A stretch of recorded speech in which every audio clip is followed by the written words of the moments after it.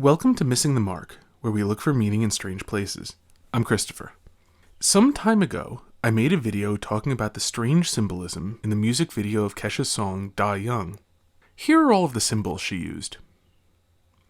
The curious thing about them all is that despite the fact that the video is supposed to have a satanic theme, the symbols Kesha used are all actually Christian symbols. Here's what I concluded in that video. Ultimately, what I think I find so frustrating about this video is that its use of symbolism is, essentially, magical thinking. Symbols have power because they communicate something. A symbol stands in for something greater than itself, which is why it has more power than random scribbles. Using symbols without reference to what they mean is trying to get their power without invoking their function. It's trying to steal their power. But on further consideration, I realized that this is actually quite fitting. Yes, this was rather incompetent Satanism, but that is really the most consistent Satanism possible. Diligence is a virtue. If she put a lot of work into her Satanism, if she really tried to do a good job, that would undermine the entire point. Skillful Satanism is actually something of a contradiction in terms. And this is something C.S. Lewis complained about in literature. In his preface to the Screwtape Letters, talking about artistic representations of the angelic and diabolic, he said, "The literary symbols are more dangerous because they are not so easily recognized as symbols. Those of Dante are the best. Before his angels we sink in awe. His devils, as Ruskin rightly remarked, in their rage, spite, and obscenity, are far more like what the reality must be than anything in Milton. Milton's devils, by their grandeur and high poetry, have done great harm, and his angels owe too much to Homer and Raphael. But the really pernicious image is Goethe's Mephistopheles.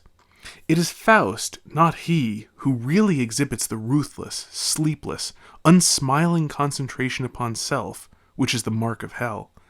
The humorous, civilized, sensible, adaptable Mephistopheles has helped to strengthen the illusion that evil is liberating. There's nothing all that particular to Satanism in these complaints, though. It's really the same as a mistake that we tend to make about all evil. I think that the origin of this mistake is, roughly, the intuition that if a person is trading their soul for something, there must be something quite valuable which tempted them to do it. Consider the scene in A Man for All Seasons, where Richard Rich has just perjured himself to produce false evidence that will get Sir Thomas More executed for treason. There is one question I would like to ask the witness. That's a chain of office you're wearing. May I see it?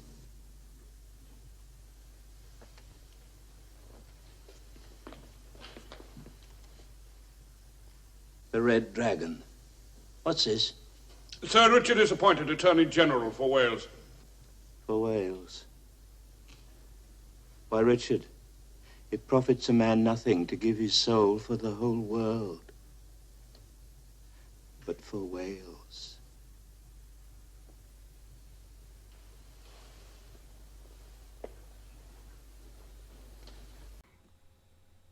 If you haven't seen A Man for All Seasons, please do. It is an excellent movie. So why would somebody do something evil if it doesn't benefit them? The answer to this question is straightforward, but we need a few concepts in order to be able to give the simple explanation. The first is the Greek concept of hamartia. It comes from the verb hamartenein, which was, for example, what an archer did when he didn't hit his target. It means, roughly, to miss.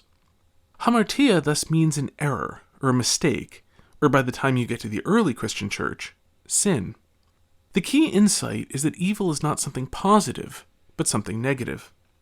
I think that people go wrong here by not taking nihilism seriously enough.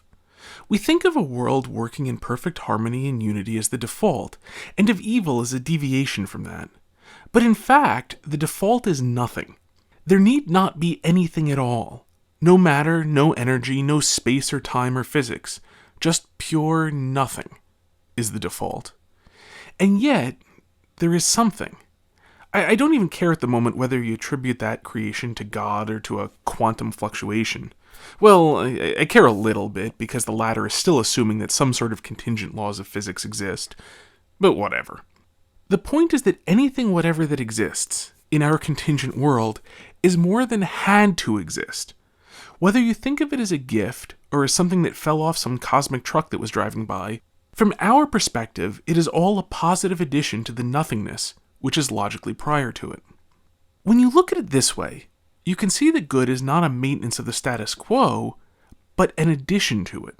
But of course good is not merely anything at all existing. This is why a table is better than a pile of splinters, and why in the ordinary course of events, using an axe to turn a table into a pile of splinters is wrong. It is bringing the world closer to the default of nothing.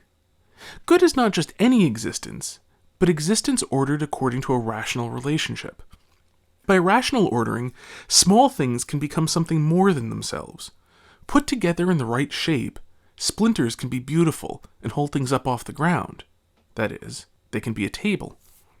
Incidentally, this is why hyper-reductionists have such an easy time seeing through everything. Because every good thing is a rational relationship of lesser things, it is always possible to deny that the relationship is real. You can look at a table and see no more than a pile of splinters. Why a reductionist is proud of seeing less than everyone else is a subject for another day, but if you look at anything you know to be good, you will see this.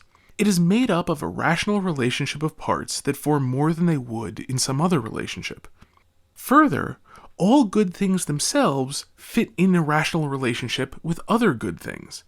Anywhere you look, whether chickens or statues or vaccines or video games, all good things have this property. And all evil, murder, arson, terrorism, or just lying, all have the property that they destroy rational relationships between things. They destroy the whole, which is greater than the sum of its parts. It is also the case that there is no other possibility for what constitutes good and evil. I don't have time to go into details, but if you examine any attempt to define good and evil, which is not convertible into this definition, it invariably consists of taking one sort of rational relationship and calling that the only good. Good is doing your duty, or good is the family, or good is the state, or good is pleasure.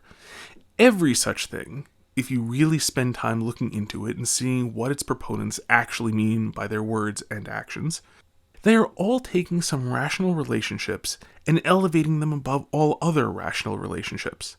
They are taking a part and treating it as a whole. And this is why sin is analogous to an archer missing what he was shooting at. We all aim for doing the good, but it's very rare that we actually hit our target. Sometimes our aim is off because we twitch. That is, we can't hold steady. But very often it's because we mistake what we're looking at. We think it's closer or further, that we're looking at a part when we're looking at another. We go wrong not because we think, oh man, would it be great to shoot this deer in the log underneath it, but because we thought we were looking at its chest. We weren't, as proved by where our arrow struck. Or we can go wrong by being mistaken about where we're aiming, thinking that because we're looking at something, that's where we are pointing our arrow. Know thyself is often quoted by unpractical people, but it's actually intensely practical advice. The drug-addled, sex-crazed rock star doesn't think she's using Christian imagery when she's trying to be satanic. She has not traded looking like a buffoon for some amazing benefit we can't see. In her mind, she doesn't look like a buffoon. She thinks she looks awesome, that anyone sensible would cower in awe of her satanic majesty. She has missed her target, and hasn't yet gone to see where her arrow has actually struck. There's a reason why pop musicians rarely last a decade. Once they realize what they're doing, they stop doing it. And once they stop believing in it, they can't sell the illusion anymore. And then their popularity fades because it was not them, but the illusion they were selling, which was popular. Satanic majesty is always an illusion, which is why you can only ever encounter it in art. Art contrives to convey experience, to show you what the world looks like through someone else's eyes. But satanic majesty always looks banal from the outside. It's only from the inside that it looks spectacular. This is part of why pride is the deadliest of the sins. If you wrap yourself up inside yourself, you can fool yourself forever without anything to check your downward, inward progress. And this is why music videos feature so many reaction shots. It's also why movies and TV and virtually everything fictive features so many reaction shots. The thing itself rarely looks very impressive, but people's reactions are limited only by their imagination and acting skills. It's why in Power Rangers series, after they lower the camera to the monster's feet, the next shot is always the Power Rangers looking up.